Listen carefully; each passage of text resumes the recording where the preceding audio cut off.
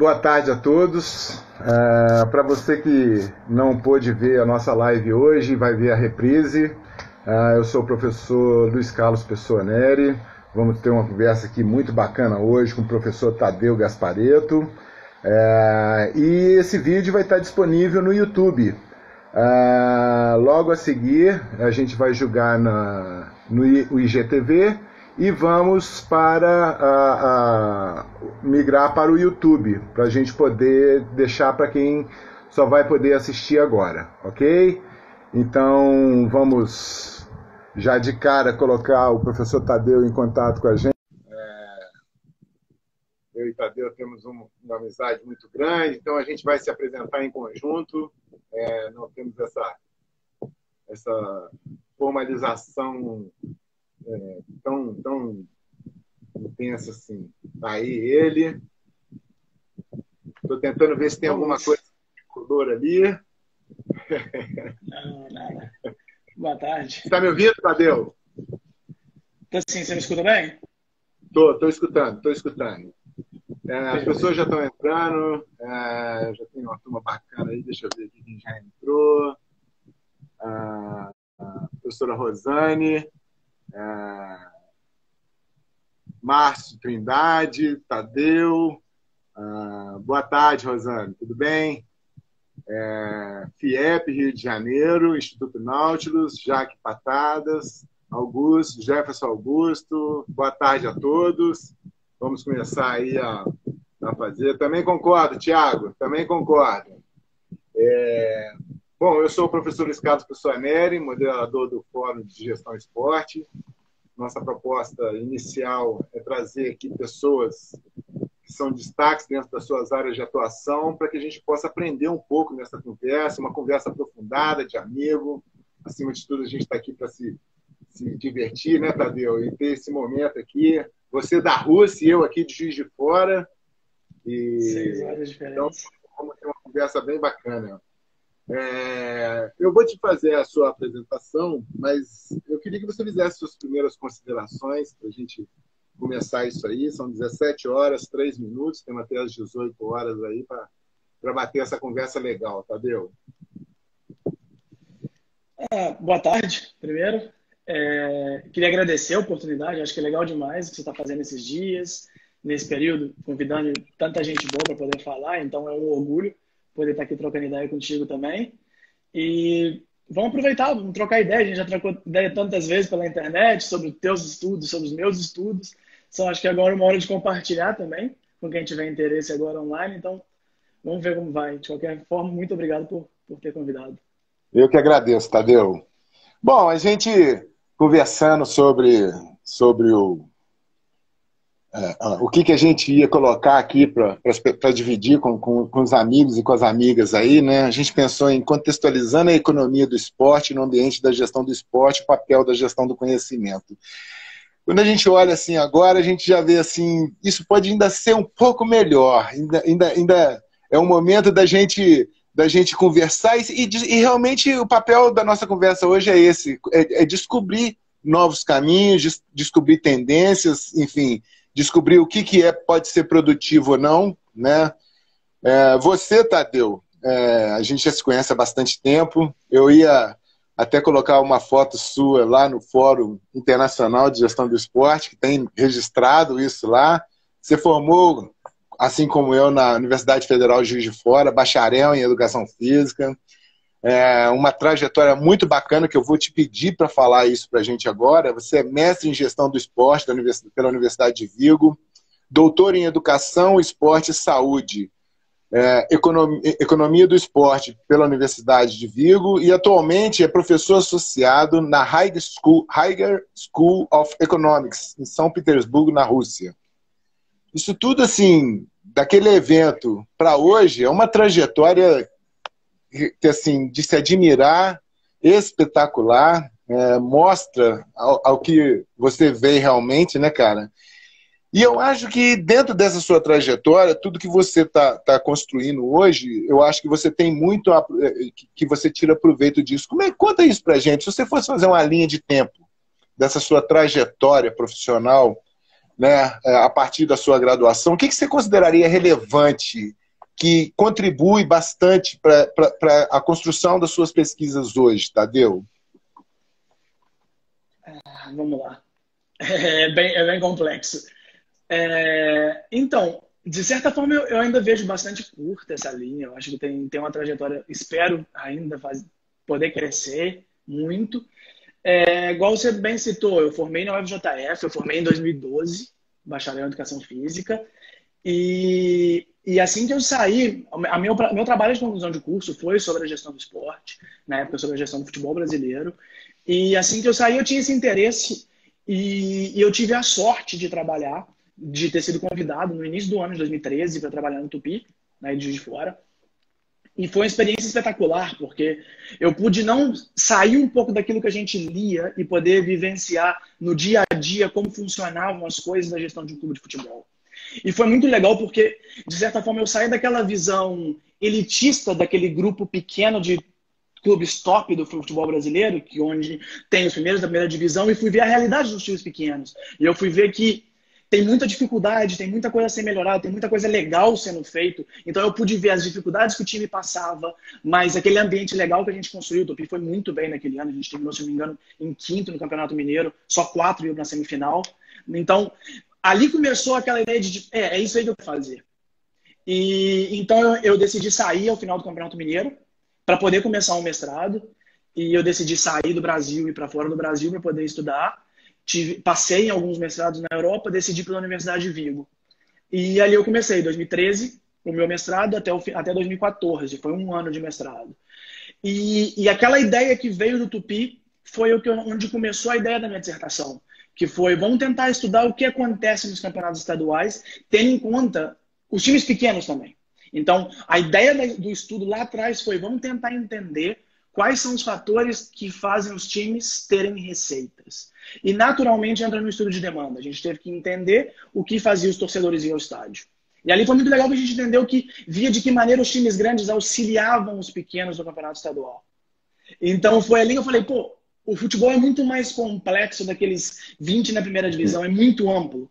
E isso falou, agora, eu tenho que continuar estudando sobre isso, quero trabalhar com futebol, mas é a minha chance de continuar estudando. Decidi fazer o doutorado e eu continuei. Um ano depois, em 2015, voltei para a Espanha. Um ano não, poucos meses depois, eu voltei da Espanha em junho ou julho, no início da Copa do Mundo, e depois eu voltei para a Espanha em janeiro de 2015.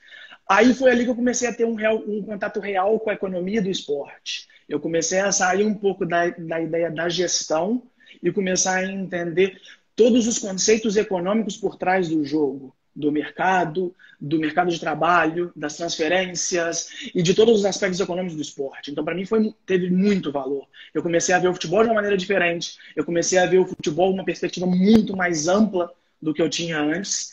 E sofri, aprendendo a trabalhar com uma estatística muito mais elaborada do que eu já tinha estudado na minha vida, com modelos de regressão que há 2, 3 anos anteriores eu não fazia a menor ideia do que era aquilo. E foi muito legal. Tendo em conta a linha do tempo, em 2016 eu tive a oportunidade de ir para Londres, fazer um período acadêmico em Birkbeck, na Universidade de Londres, que teve um valor imenso também, porque foi onde, primeiro, meu inglês era muito, muito ruim, então foi uma chance de começar a melhorar o inglês, uma certa autonomia de investigação, porque ali era eu por conta própria, eu estava distante do meu orientador, eu estava dentro de uma sala de aula com pessoas que até aquele momento eu não conhecia, então teve uma independência ainda maior que eu já tinha naquele momento, então foi muito bom. Criei alguns contatos, alguns vínculos interessantes, vi outros fatores que eu não tinha visto até aquele momento, da gestão e da economia do esporte, e no ano seguinte eu defendi. Em 2017 eu defendi a tese. Foi até bastante rápido. Comecei a tese de fato em 2015, em janeiro. Terminei a tese em setembro de 2017. 2 anos, exatamente. 2 anos foi bem rápido. E em 2018, então, surgiu essa chance. No final de 2017 surgiu essa oportunidade. Abriram algumas vagas na universidade aqui em São Petersburgo. Meu orientador já tinha vindo para cá, eu já estava trabalhando na Rússia como pesquisador júnior à distância desde 2016, se não me engano. Então eu conheci algumas pessoas e eles me estimularam. Vem, a gente quer crescer, a gente quer internacionalizar esse campus de São Petersburgo. porque a universidade também tem em Novgorod, também tem em Moscou e também tem em Perm. Eu falei, vamos ver. Se me aceitarem, vamos para lá. Passei no concurso, fui chamado e aí tive que aprender mais um monte de coisa. O inglês teve que melhorar, um outro tipo de vida, uma outra língua, uma outra cidade, um outro país, ainda mais longe de casa. Uma disciplina que eu não tinha nenhuma noção antes de ser convidado. Estou dando aula de comunicação analítica e análise e visualização de dados. Então, uma coisa totalmente fora do meu background, mas foi super legal. Aprendi para poder ensinar. Então, já levo 3 anos dando aula, então tem sido bem legal. E mais ou menos esse seria uma linha do tempo do que eu fiz nesses últimos, vamos lá, 8 anos. Bom, em cima do que você está falando, e aí eu me coloco também, a forma como você coloca isso, é perceptível que você fala com um prazer enorme. Porque essa história tem como pano de fundo a paixão pelo futebol. Você jogou futebol, né? Então, assim, eu acho que isso tem uma inclinação muito grande. Você é de Belo... Eu tenho que falar, tá? Você é de Belo Horizonte, mas é um tricolor de coração, mas tem uma paixão... A paixão pelo futebol eu acho que é maior que a paixão pelo tricolor. Não sei se eu estou certo. Você vai falar isso agora aqui. E você jogou. Essa sua experiência que você teve como jogador de futebol, ela de alguma forma te fez ver assim...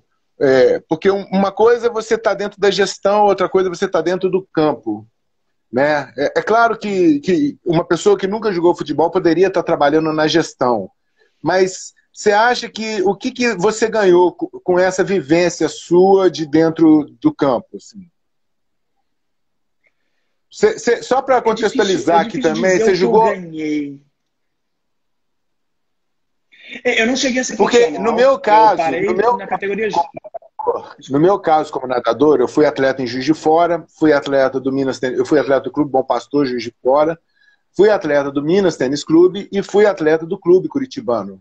Numa época que começou a ciência da natação, apareceu a avaliação de lactato, grandes atletas que saíram dali daquela geração de ouro do Paraná.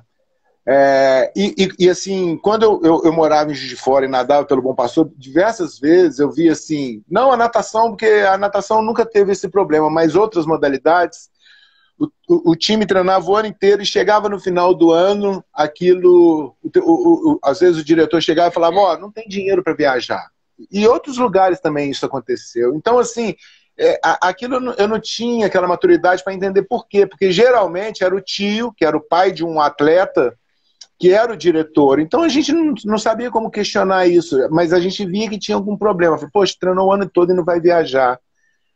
E isso eu busquei a gestão para tentar entender isso um pouco. Então eu acho que essa minha carreira atlética de nadador me ajudou muito nisso.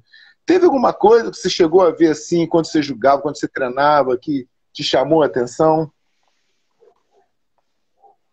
Então, naquele momento, não. Sendo sincero, não. Acho que quando eu tentei ser atleta, eu cheguei até o sub-20, fiz teste no Rio de Janeiro, cheguei a passar, mas depois dispensado. Em Juiz de Fora eu joguei no Tupi, Tupinambás, Esporte. No Rio, o melhor ponto que eu cheguei foi ter passado no teste do Vasco, entrado, treinado e depois ter saído. Então, mas a questão é que eu vivia como... Eu tinha ideia de atleta. Eu acho que como grande parte, pelo menos no futebol, tem essa ideia de treinar, virar um jogador e ter sucesso nisso.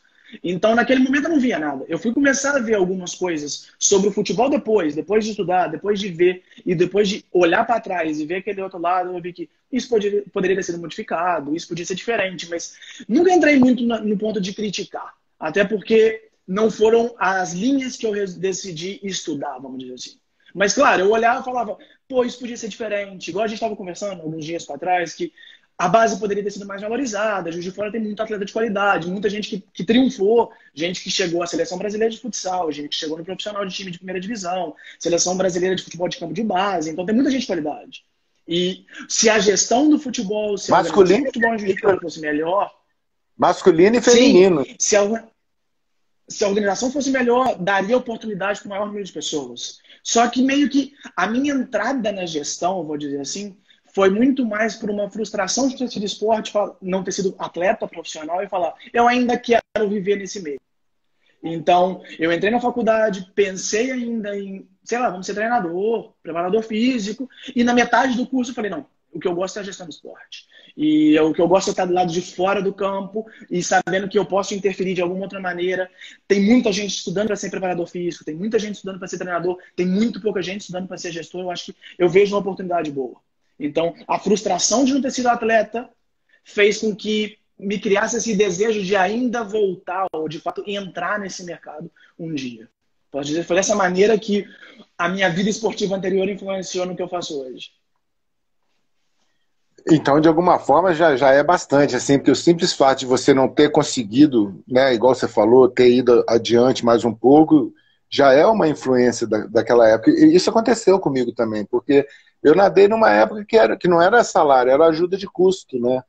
Então, muitas das vezes eu morei fora e às vezes recebia dinheiro e não conseguia chegar ao final do mês. Aí o pai tinha que bancar, né? E isso aconteceu com muita gente. E muita gente saiu de Juiz de Fora tentando uma busca por isso. E até por isso, talvez a gente mantenha alguns problemas até hoje. E aí, tá aí o Tadeu, que escolheu uma área extremamente relevante. No Brasil, a gente conta numa mão, eu acho, que quantas pessoas que são realmente aprofundadas nisso. E a gente está dentro de uma área que existem pesquisas que mostram isso para a gente. Hoje está essa coisa o discurso da profissionalização da gestão do esporte, mas ao mesmo tempo nós temos aqui muito pouca oportunidade de capacitação dentro da área. Geralmente são professores de educação física, são administradores, ainda não tem algo substancioso, vamos dizer assim, em termos de gestão do esporte no Brasil. Cursos de capacitação, tem muita pós. Eu entendo que o curso de graduação é extremamente importante, por diversos motivos, não é nem o foco aqui da nossa conversa, mas... E aí tem o Tadeu, que está agora uma pessoa que tem publicado bastante coisa relevante e está na economia do esporte. E aí, como que você vê a participação, se a gente fosse costurar, criar um mosaico organizacional, não sei se seria esse o termo, mas como que você veria a importância da economia para o esporte para outras áreas de atuação? Ontem até a gente estava batendo papo, puxa, a economia tem muito com a medicina. Tem, porque se um jogador machuca por algum tipo de lesão, isso pode gerar um impacto numa competição ou financeiro, enfim. Como que você vê isso aí? O que você enxerga dessa estrutura de trabalho, assim, Tadeu? Vamos lá, deixa eu ver como é que eu posso pensar nisso. Eu acho que a economia do esporte, ela é uma parte da gestão do esporte, vamos dizer dessa maneira.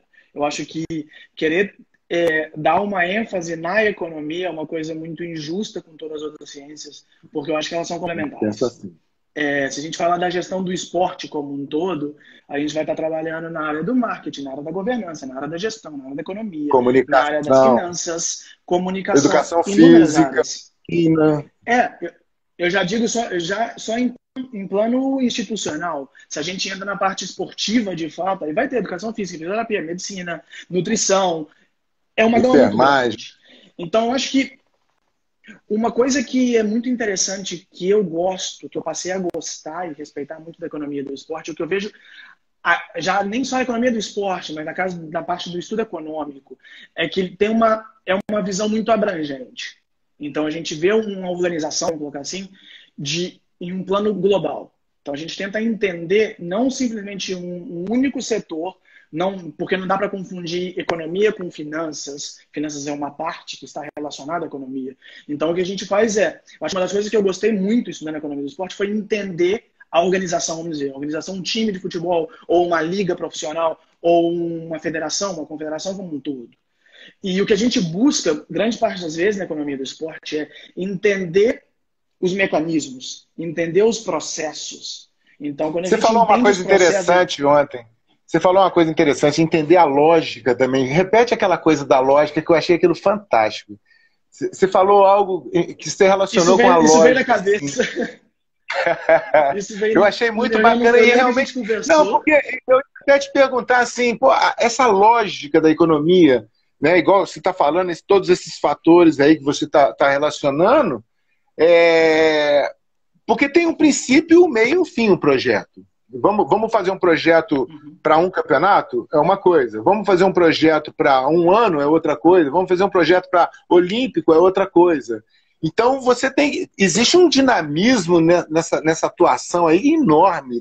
E se você parar para ver as vertentes do esporte, uma organização que está lá, que tem que desenvolve gestão de eventos esportivos, ou espetáculo, vamos dizer assim, tem a área da competição, tem a área da formação, da iniciação esportiva, tem a área da promoção da saúde, qualidade de vida, tem recreação, são diversas áreas que uma instituição pode ter, e você precisa ter um dinamismo muito grande para entender tudo isso aí. E a gente, conversando assim, você vai vendo a relevância da coisa, porque realmente, não é que precisa de dinheiro.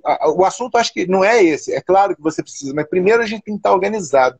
E aí eu contextualizei essa lógica que você colocou, esse termo que eu achei bem bacana. Mas isso é só para a gente contextualizar aqui, né? Pode dar sequência, por favor. Não, então, essa questão de que você disse não é só uma questão financeira de ter ou não ter dinheiro. Eu acho que talvez esse seja um dos princípios mais importantes daquilo que a gente estuda na economia do esporte.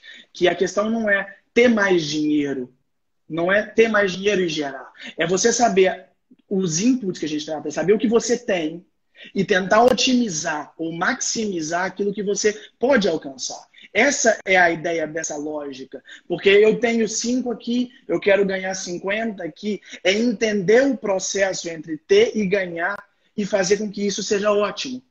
Não é máximo, porque provavelmente atingir o máximo vai estar relacionado com a sua capacidade.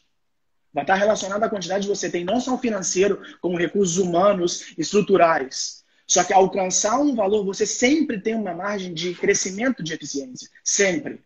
Dizer que ter uma empresa 100% eficiente beira ao impossível. Então, quer dizer, a gente consegue sempre buscar, através dessa ideia econômica, de ver o que mais a gente pode fazer para atingir um ponto acima. Mas atingir um ponto ótimo. O ponto ótimo é que até aquele momento onde você chegou, considerando seus recursos, para atingir um nível maior, você vai ter que subir eles. Só que se você é capaz de subir essa sua capacidade de formação, provavelmente não. Então você atingiu o seu máximo naquele ponto. Essa é a ideia principal que a gente trabalha na economia do esporte. É buscando não simplesmente aumentar a receita através da bilheteria, mas a gente tem que pensar que a gente também quer que o torcedor vá. Então a gente tem que saber um ponto em que a gente recebe esse dinheiro, mas o número de torcedores é maior. Porque às vezes a gente poderia receber mais, aumentando o preço, é muito básico. Se aumentaria o preço, você tem a tendência em subir as suas receitas. Mas, claro, se atinge um ponto a pessoa ninguém quer pagar, no final, o resultado é o oposto do que você espera. Então, a gente trabalha com isso. Então, essa ideia de mecanismos e processos, eu acho que é a parte mais interessante, que mais me agradou. Porque eu consigo ver, a gente tenta buscar os problemas e, através dos problemas, entendendo os problemas, a gente tenta buscar soluções. Acho que isso talvez seria o que mais, dentro da economia do esporte, eu, como estudo nessa área, poderia tentar auxiliar alguém de áreas diferentes a trabalhar de uma visão semelhante.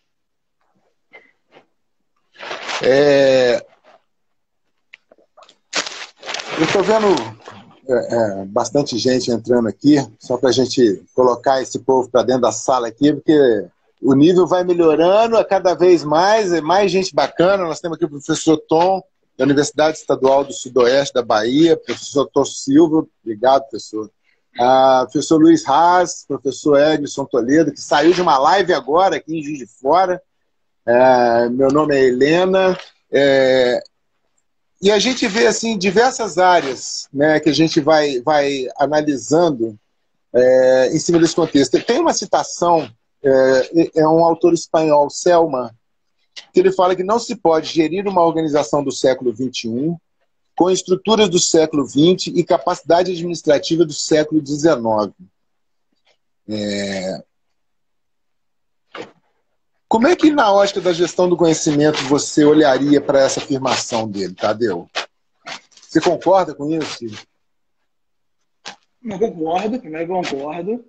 Eu acho que para falar de gestão do conhecimento, você pode falar muito melhor do que eu, vamos dizer assim. Não, você é um doutor na área. não é gestão do conhecimento, não. Isso foi uma citação que ele colocou.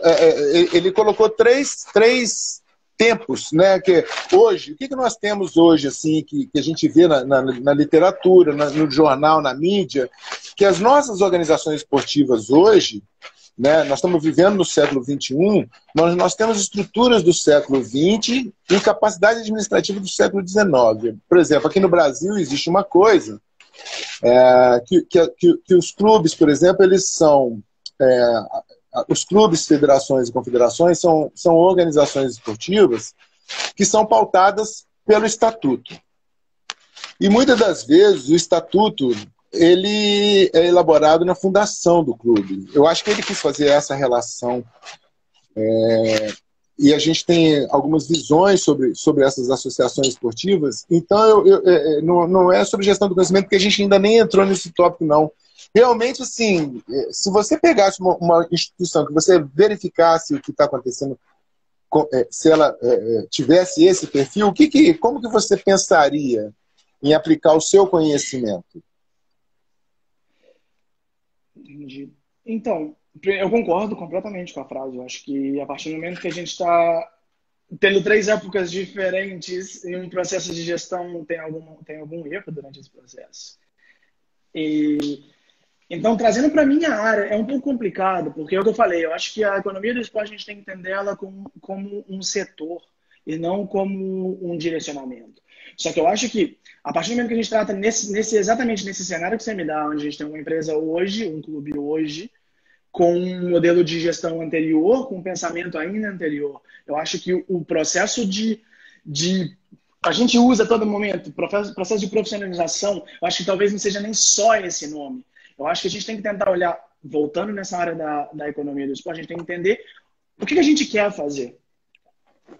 Que clube é esse? Porque se ele é um clube onde o objetivo principal dele é ter um número X de associados, ter tantas crianças nadando, tanta criança jogando bola, tantas crianças jogando vôlei, talvez para ele o processo ali seja quase que irrelevante, porque no final a mensalidade é mais suficiente para poder pagar as contas. Só que se a gente transfere para uma outra realidade, vamos colocar um futebol profissional, onde demanda muito mais coisa, onde a gente tem um relacionamento com a própria comunidade, onde a gente tem um relacionamento com os patrocinadores, com os atletas, com as famílias, aí torna-se a situação muito mais complexa. Então, se a gente pega um time de futebol em que tem uma mentalidade completamente antiga, vamos dizer assim, tem um processo de governança, tem um processo de gestão, o mercado naturalmente acaba com ele, porque ele não vai conseguir se manter.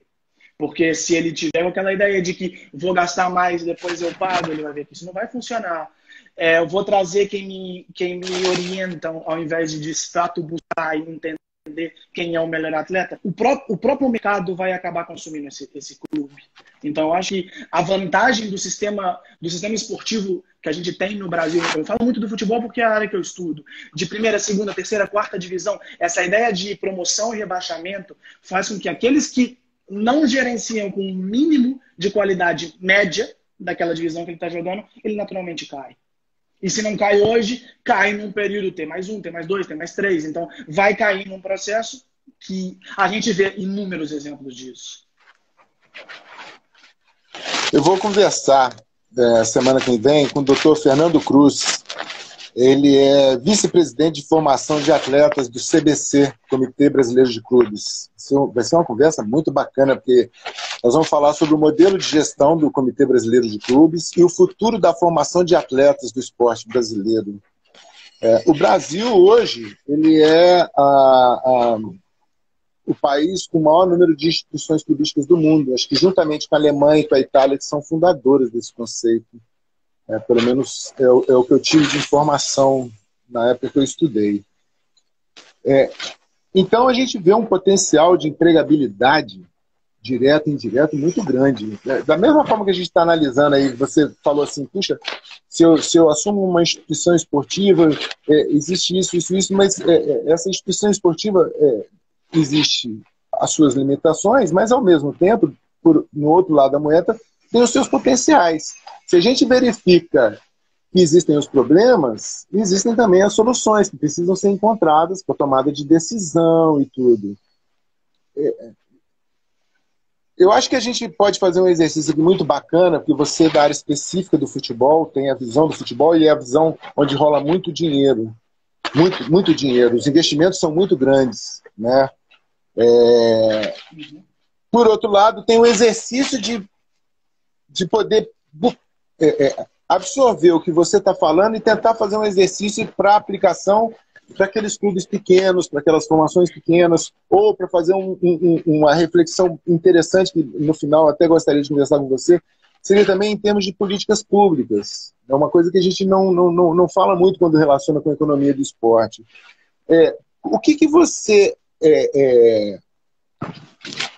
descreveria dessa relação que a gente tem com outras áreas de atuação? Como que isso pode ser trabalhado em conjunto, relacionando outras áreas de atuação? Repete, falhou a tua pergunta. A internet Como que você comporia a economia do esporte em relação a essas outras áreas? Porque até então a gente estava falando sobre gestão, né?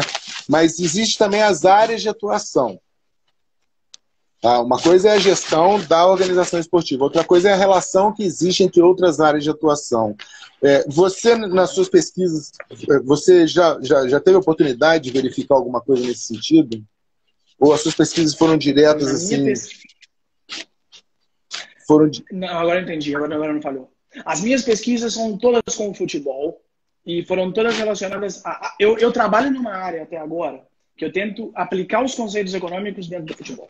Então, eu estudei a demanda de entrada, a demanda televisiva, o balanço competitivo, formato competitivo, e agora eu estou entrando, talvez seja entrando mais ou menos no que você está falando, eu comecei a estudar a partir de agora e desenvolver alguns estudos relacionados ao mercado de trabalho. Só que o meu estudo foi diretamente relacionado ao mercado de trabalho do jogador de futebol, entre algumas variáveis, por exemplo, como a dispersão salarial deles, de que maneira afeta no desempenho esportivo do clube. Então foi uma coisa bem específica, de times bem específicos, de primeira divisão, de ligas europeias. Mas falando da gestão do esporte, da economia do esporte como um todo, para todo esse, como que eu posso dizer? Para todo esse mercado, existem inúmeras pesquisas. Não é a área que eu estudo, mas, por exemplo, existem diversas pesquisas que analisam o impacto do esporte universitário na prevalência física, na capacidade física, qual é o impacto direto e indireto de clubes profissionais na economia local, regional, nacional. Existem mega eventos esportivos e os impactos econômicos tangíveis e intangíveis. Então, acho que a economia do esporte abrange todo esse fator, não apenas financeiro, mas comportamental também. Então, quando a gente fala, por exemplo, você fala de fornecedores, não vou nem dizer de camisa ou de suplemento ou de nada relacionado tão direto ao esporte, mas tudo aquilo que envolve da comunidade, das pessoas que vivem próximo ao clube, das pessoas que vivem do clube. Então, existem inúmeras. Se a gente pega o Journal Sports Economics, você vai ver uma gama de linhas de pesquisa que a gestão do esporte compreende, que ela é imensa. Eu tenho muito focado no futebol profissional. E eu tenho tentado entender o futebol brasileiro dentro dessa perspectiva. Porque, pela falta de estudos, foi o que eu vi a minha oportunidade de desenvolver uma coisa que me interessava. Só que eu acho que é possível, sim, desenvolver, por exemplo, de que maneira os clubes influenciam na economia local, não direta, como indiretamente também, com empregos, com a participação, com a motivação. Existe naquele livro do Stefan Szymanski, dele falando da motivação das pessoas, do interesse das pessoas em receber os Jogos Olímpicos, que ultrapassa em muito o impacto econômico, que é, de certa forma, controverso, se ele existe ou não. Então, é muito amplo, É uma live, é muito tempo de conversa. Mas é extremamente interessante, Eu acho que a economia é um povo. Eu já falei com o Ex, que a gente tem que voltar mais várias vezes ainda, porque isso para cada conversa que eu tenho tido, eu tenho visto isso. É injusto só 1 hora do Instagram. A gente precisa ter uma ferramenta que a gente possa conversar mais, com mais tranquilidade. Porque a gente quer abordar muita coisa e acaba que não dá. Tanto que a gente separou poucos tópicos para poder falar bem. Eu estou aqui com um comentário aqui. Sou a Caroline, economista especialista em negócios e esporte. Estou gostando da conversa. é super pertinente conversar sobre a economia do esporte, principalmente nesse momento econômico. Carolina, obrigado. Carolina Monassi, fica à vontade para ter seus comentários aí. Tem aí os professores, né? Tadeu, o Luiz Raz, o Tom, fiquem à vontade aí, Eglisson, e quem mais se sentir à vontade para participar ou deixar alguma pergunta aqui, tá, gente? Aqui ainda não apareceu muita coisa, mas ótimo, tá aqui. Então vamos lá. Tadeu, e aí tem lá a tal da... quando a gente vê que se a gente fosse fazer um conceito sobre gestão do esporte, até hoje eu ainda não encontrei algo assim que pudesse definir em termos de contextualizar todas as áreas que podem envolver a gestão do esporte. A gente vê diversas coisas que podem ser inseridas dentro da gestão do esporte. Por exemplo, tem um conhecido que fez o levantamento geoespacial da Barra da Tijuca durante as obras dos Jogos Olímpicos. Isso quando a gente para e pensa, fala, pô, que troço relevante isso. Né? Porque você analisa, de certa forma, o impacto ambiental. E você que estuda futebol, tem a coisa do intangível que move o futebol, que é a paixão do futebol. Como é que a economia do esporte olha para sobre essa ótica, Tadeu? O intangível tem a paixão do... A paixão específica. Paixão do futebol, e você estuda o futebol brasileiro, então isso é a coisa que a gente precisa levar em consideração, você concorda? Absolutamente. A paixão, dentro dos estudos que eu tenho lido, que eu tenho desenvolvido, a gente trata muito a paixão do interesse, vamos dizer, no primeiro momento do interesse do torcedor relacionado ao próprio clube. Então a gente trata... Os clubes são como que eu posso dizer, entidades individuais. Então, o Flamengo nunca vai ser Vasco, o Vasco nunca vai ser Flamengo, e a média dos torcedores, em geral, nunca serão iguais ao do outro lado. Então, a gente tem que entender essas diferenças quando a gente está falando sobre isso. Dentro dos nossos trabalhos, por exemplo, quando a gente tenta medir, eu não digo nem a paixão, eu digo a emoção, a gente começa a entender quais são os fatores que os torcedores querem assistir. Eles querem assistir só o time ganhar, eles querem de fato assistir um torneio equilibrado, eles querem assistir um time adversário forte. Então, a gente cria algumas métricas para poder medir essa paixão. Eu acho que o Thiago, por exemplo, que você entrevistou na entrevista passada, é um cara que poderia falar também ainda mais sobre isso, que ele trabalha com as redes sociais, ele tenta medir a fidelidade de torcedores, de certa maneira. Eu nem entro muito nessa área, eu tento mais ou menos entender o comportamento dos torcedores. Então, uma das coisas que a gente pôde ver no futebol brasileiro é que o comportamento do torcedor brasileiro, por mais que você pergunta para um torcedor na rua, você quer um campeonato equilibrado? Quero. Você quer um jogo equilibrado? Quero. Mas, de fato, o que a gente pode perceber em todas as análises econômicas é que, beleza, pode até querer. Só que um torcedor puro, o torcedor de futebol, ele vai ao estádio para ver o time dele ganhar.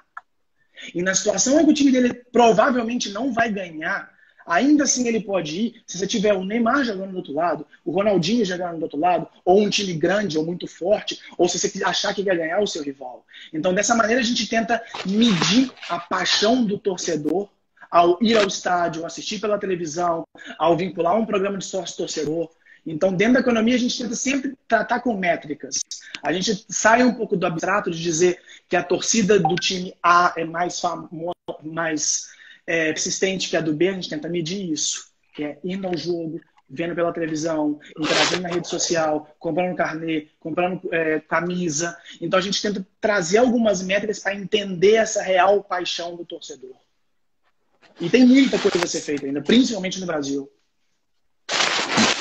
O Thiago Peçanha pediu para você falar um pouquinho da sua experiência, do que você viu sobre o modelo de gestão do Celta de Vigo. Você teve a oportunidade de acompanhar a equipe durante o seu doutorado, né? E tem depois uma outra pergunta também do Guilherme, e aí já vai exigir bastante tempo para isso, mas falar um pouco sobre o impacto dos Jogos Olímpicos. São perguntas boas aí. Mas vamos essa primeiro do Celta de Vigo, que já está na ponta da língua mesmo. Do Celta, um abraço, Thiago, primeiro. O Celta, o estágio foi muito curto, foi um estágio do mestrado. Foi em 2013, de setembro a dezembro. Foi um estágio bem curto, 3 meses que eu tive. Só que eu não tive no clube. Eu tive na Fundação Celta de Vigo. Então, a Fundação Celta de Vigo ela é responsável pelas ações sociais do clube perante a comunidade. Então, são as escolinhas, são os acampamentos de verão, o relacionamento com as torcidas, não vou dizer nem torcida organizada, o que eles chamam de penha, que é mais ou menos uma torcida de bairro, que dá o nome daquela torcida de um ex-jogador, ou de um atual jogador, ou Celta, bairro tal, bairro tal. Então, a fundação tenta vincular o Celta à comunidade. Isso é uma coisa muito legal que é feito na Europa. Porque, de certa forma, na Europa eles tentam entender o clube como parte da cidade. Sempre. O Thiago mora em Liverpool, ele entende muito bem o que eu estou falando, de que maneira é importante que o clube, de uma maneira institucional, se vê parte da comunidade. Então, eles tentam atrair aqueles torcedores locais, e principalmente na Europa, que alguns da população é reduzida. Então, ter esse pequeno público, nem tão pequeno, mas próximo a si, é extremamente importante. Então, eles tentam criar essa fidelidade, essa ideia de passar, principalmente num país como a Espanha, onde talvez metade da população torça para Real Madrid ou Barcelona. Então, vincular você àquela área, no caso do Celta, a Galícia e principalmente a Vigo, porque na Galícia ainda tem o Deportivo La Coruña, que já seria na parte indo ao norte da província, da comunidade. Então fica aquela coisa, eles têm que conquistar aquele próprio torcedor. Então isso foi o que eu pude ver lá, entendeu? Tive um contato muito curto com o diretor de futebol, pude entregar os relatórios com ele, mas em relação à política do clube eu não pude ver muito bem. É uma empresa, ele tem um dono, como quase todos os times espanhóis, apenas 4 não. Só que eu não posso falar muito bem. Eles têm algum benefício financeiro nos últimos anos, tiveram um problema muito grande após participar da Champions League. Eles foram rebaixados da segunda divisão da Espanha, recuperaram tão bem, valoriza a categoria de base. Mas é um exemplo muito único. Acho que os times ali, você consegue distinguir muito bem pelas características dele, o que é o Celta, o que é o Deportivo, o que é o Atlético de Bilbao, o que é o Sevilla. É muito legal isso. Muito bacana, cara. E a questão do Guilherme, que ele colocou, a questão do impacto dos Jogos Olímpicos. Eu acho que primeiro já que o Guilherme colocou isso, obrigado, Guilherme, eu acho que a gente já pode encaixar assim. Primeiro tem o impacto de não ter sido realizado em 2020. Segundo, a questão que é a seguinte, né? A pergunta que fica, vai ter ano que vem? Né? E se tiver, o que esse impacto pode ser transferido para o ano que vem? E se não tiver por conta da pandemia, aí acho que a coisa aumenta. É claro que não é a sua área de atuação, mas só para a gente colocar o Guilherme na conversa aqui também. Valeu, Guilherme. Um abraço. Olha, eu tenho sido muito cauteloso nessa questão da pandemia. Até conversei contigo. A última que eu participei comigo perguntou. Não era um tema. Eu muito, porque eu acho que eu acho que as pessoas estão muito usando a questão da pandemia para poder discutir as coisas, só que eu acho que se a gente fala de economia, fazer essa projeção pode ser muito oportunista, porque a gente não tem muita informação. Se a gente trabalha com os dados, a gente tem muito pouca informação para poder fazer um diagnóstico. A gente sabe que foi cancelado. Então, o que a gente vai poder ter exatamente agora é o quê? Quais foram os contratos que foram rompidos? Quais foram os contratos que deveriam ter sido cumpridos agora, em 2020, e que não serão renovados em 2021? Entretanto, quais serão as oportunidades de se utilizar essas brechas que foram dadas para colocar lá? Então, claro, eu acho que a pandemia está afetando todo mundo, literalmente, o mundo inteiro. Então, o efeito negativo é esperado. Então, ficar batendo naquela tecla de que perdemos receitas, vamos perder a audiência, é meio que falar o óbvio. Só que eu acho que seria muito oportunista se eu falar vai perder X ou vai ganhar Y, porque ainda é muito cru. Eu acho que o próprio comitê organizador, local e o internacional, eles têm que começar a avaliar o seguinte, provavelmente eles estão fazendo. É gente muito mais capacitada do que eu. Eles estão observando o que está sendo cancelado e de que maneira eles podem cobrir.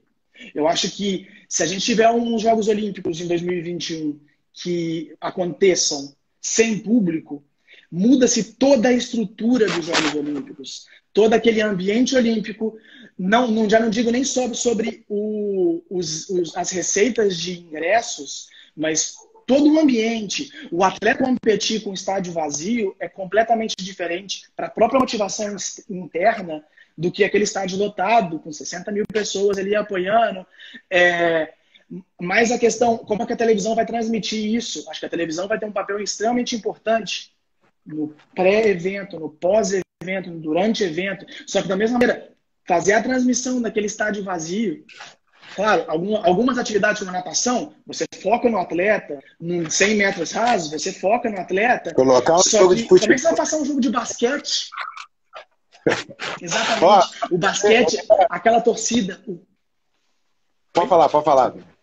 Não, porque tá dando um delay. Não, eu digo isso, hein? Tá dando delayzinho. Então, é uma coisa que a gente tem que entender o que vai acontecer. Só que eu acho que é muito oportunista fazer projeção. Eu acho que o Comitê Olímpico tem que ser muito correto de falar, olha, o que está acontecendo é isso, que a gente tem é isso, e a nossa expectativa é essa. Vai ser melhor? Se vai ser melhor, explica para todo mundo por que vai ser melhor. E o que você está fazendo para ser melhor. Só que, claro, a gente está numa situação extremamente complexa. Eu falo, como torcedor, é muito triste você não poder ir no estádio. E como atleta, é muito triste não ter ninguém por trás de você te apoiando, com a família, inclusive. Então, vai mudar. Eu acho que vai ser uns Jogos Olímpicos, se não tiver torcida, vai ser uma coisa muito esquisita. Só para você ter uma ideia da importância dessa pergunta do Guilherme, aqui agora com a gente aqui, tem a professora Rosane Barros, que faz parte da direção da Confederação Brasileira de Deficientes Visuais, e o professor Edson, que é presidente da Federação Universitária Cearense de Esporte. Então, são pessoas que estão envolvidas com o alto rendimento também, e essa coisa dos mega eventos esportivos, que a Universidade também é um evento muito grande, né? O professor Tom, meu amigo Tom, está falando assim, ao levar em consideração a premissa da maximização dos resultados no âmbito da gestão esportiva com base nos princípios econômicos, gostaria de saber em que medida o campo político russo influencia. E ele ainda coloca assim, influencia o desenvolvimento da política esportiva legal. O professor Tom é um dos grandes estudiosos que a gente tem na área de políticas públicas do Brasil. E acho interessante, porque você comentou ainda há pouco aí sobre política, né, dentro do esporte, e acho que a gente pode expandir um pouco para fora. Que você tem acompanhado aí nesse período que você está aí? Você tem muita informação sobre isso, Tadeu? Primeiro, obrigado, Tom. Excelente pergunta. Não, infelizmente, o fato de eu não falar russo me limita muito o tipo de informação que eu recebo. Então, eu fico muito... A leitura que eu tenho é o que é em inglês, o que eu vejo pela televisão, o que eu escuto, o que eu leio. Então, acaba que, por mais que eu esteja aqui, a informação diária, vamos dizer assim, eu perco muita coisa. Então, eu acho que, como todo esporte profissional, infelizmente, não vou dizer nem infelizmente, a política influencia. A política, sim, influencia. Só que eu acho que eu não posso argumentar nada aqui dizendo que por ser na Rússia, ou por ser na Alemanha, ou por ser no Brasil, no caso da maximização do resultado, de que maneira vai influenciar. Eu não trabalho com a parte de políticas públicas, então eu não posso falar, por exemplo, do que acontece, o governo russo apoiando ou não, por exemplo, o desenvolvimento do esporte de base ou olímpico. Acho que o que eu vejo aqui é o que vocês veem no Brasil, absolutamente a mesma coisa. Então, eu acho que sim, existe um interesse histórico no desenvolvimento da política esportiva. Existe um resultado, de certa forma, relativamente alto em um nível global do esporte russo, só que eu não consigo fazer essa associação entre uma associação por minha parte entre o campo político russo e o esporte. Eu acho que a premissa de maximização de resultado afeta igual em qualquer lugar. Eu vou dizer que a política aqui ou lá ou em outro país mais ou menos vai ter o mesmo tipo de influência de acordo com o mesmo tipo de política. Se tem um interesse político de desenvolver o esporte, como os Estados Unidos têm, como a China tem, como a Rússia tem, como os países nórdicos têm nos Jogos Olímpicos de Inverno, isso vai ter algum certo tipo de estímulo. Eu digo no futebol. O futebol, por exemplo, já na minha área, a liga é uma liga surpreendentemente forte, muito melhor do que eu esperava antes de vir para cá. Só que está muito abaixo das ligas, das top 5, por exemplo. Mas é uma liga boa, é uma liga que contrata muito estrangeiro, é uma liga que move muito dinheiro. Só que tem alguns problemas. Tem um desnível muito grande. O Zenit é um time de um orçamento de, sei lá, top 25 na Europa, enquanto a gente fala de um time da parte de baixo, lutando por rebaixamento, é um time com um orçamento muito, muito baixo. Então é uma liga bem desnivelada. A qualidade dos estádios, do Perm, onde eu trabalhava, era um time, um clube, empresa que quebrou por falência e desceu, já não sei nem até qual divisão. Então é um ambiente muito desigual, onde o Zenit, o Spartak e o CSKA são times muito fortes. Os outros times são muito pequenos. Bom, tem algumas perguntas aqui. Eu não sei se na hora que a gente jogar o vídeo para o IGTV, se a gente vai conseguir captar essas perguntas, até para a gente poder nos orientarmos para as próximas lives, porque vai ter próximas, né, Tadeu?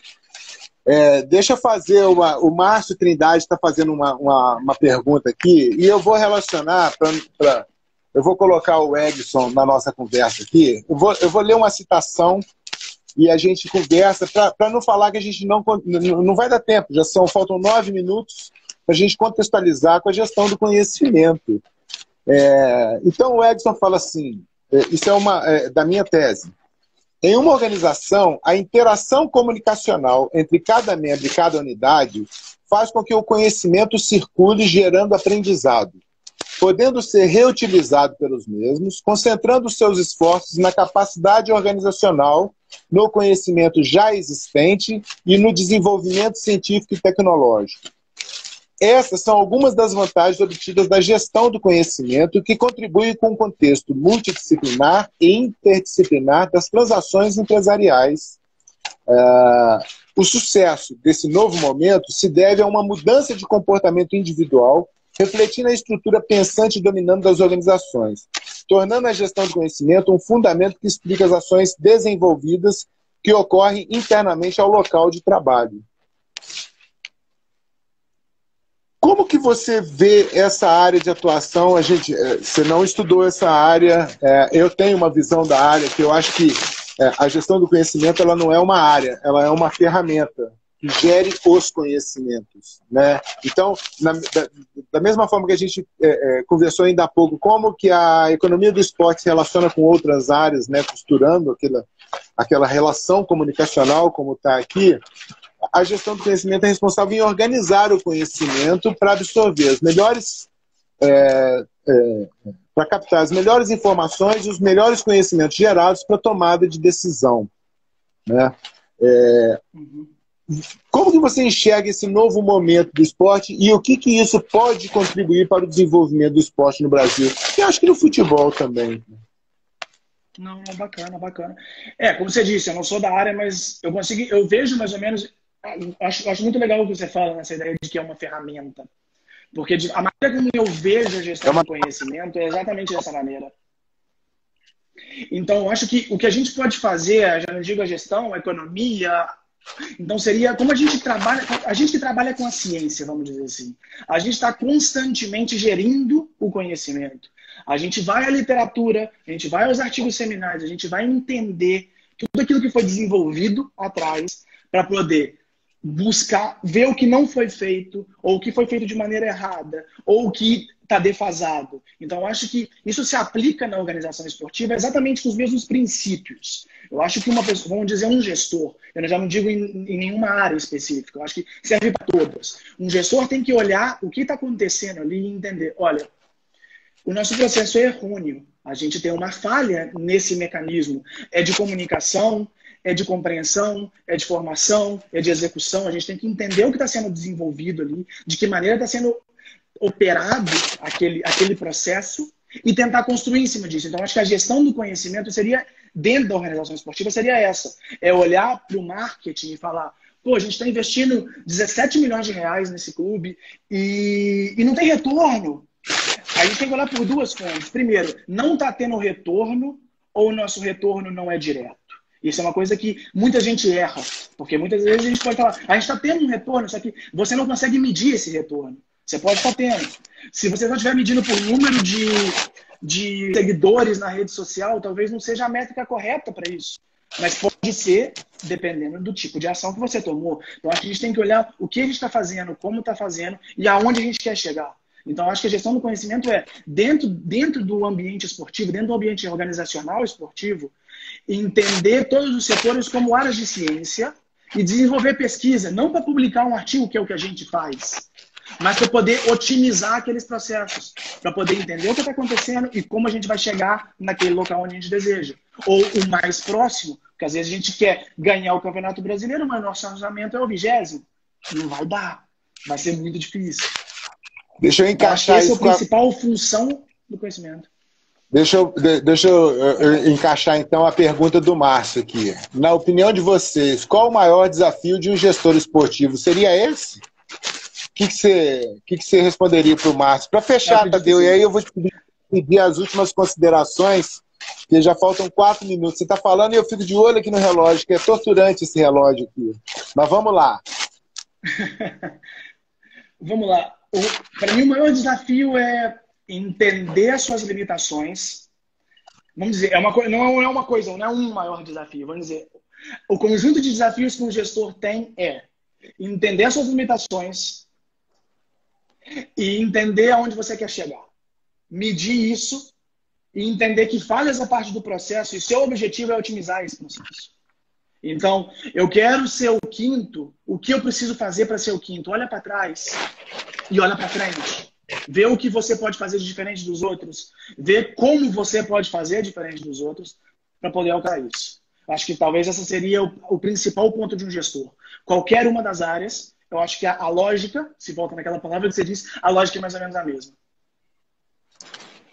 Meu amigo, o que você, em 2 minutos aí, suas considerações finais, para a gente não deixar o Instagram cortar a gente, que seria injusto com isso. Eu queria agradecer. Gente, tem muita pergunta e não teve jeito.